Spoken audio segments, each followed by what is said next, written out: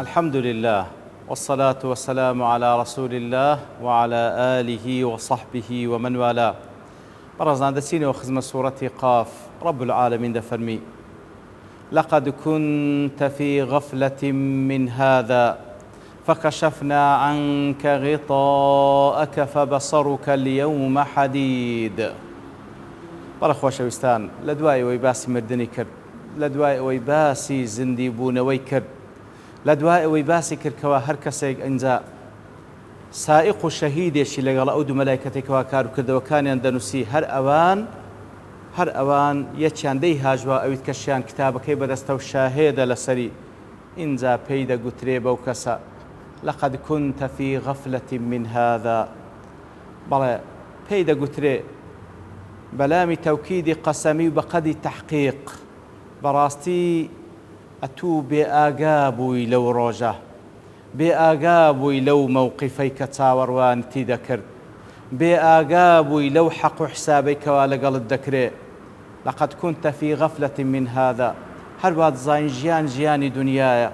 لەقەد كنت في غفلة من هذا فبصرك اليوم حديد. بەڵام ئەمڕۆ چاوت ئەو پەردەی غەفلەتی لەسەر لادرا، بەڵکو چاوت ئەوڕۆ حەدیدە. حەدید یعنی تیژە، حەدید واتە بەهێزە. ئەوڕۆ حەقایقەکان بە چاوی خۆت دەبینی.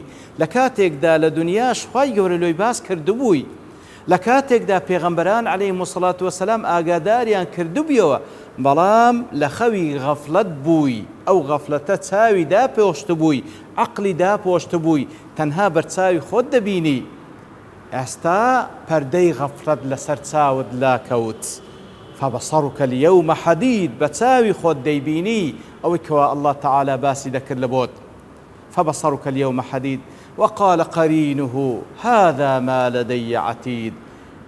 هذا ما لدي عتيد. ئیتر قەرینە مەلایکەتەکەی ئەوەی کەوا لە دنیادا لەسەری ئەو کار و کردەوانەی کە دەینووسیەوە، ئەوە قەرینی بوو لە دنیادا، لەگەڵ هەر یەکمان ئەو دوو مەلایکەتە هەبوون کە کار و کردەوەکانیان دەنووسی. ئینجا ئەو قەرینە مەلەکیە دەڵێ: یا ڕەبی هذا ما لدي عتيد.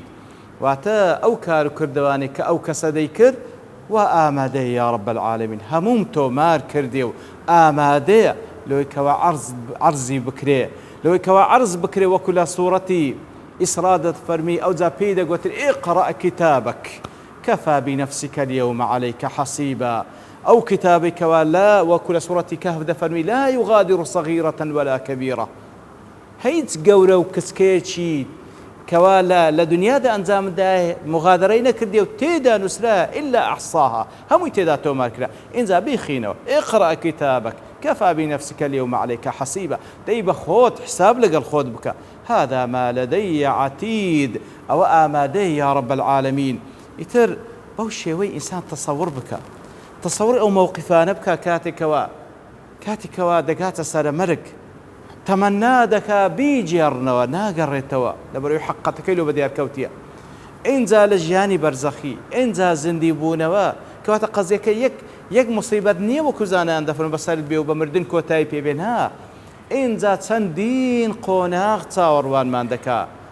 ئینجا شاهێدی مەلایکەت، ئینجا شاهێدی کار و بابڵێن ئەندامەکانی لاشەی خۆمان لەسەرمان.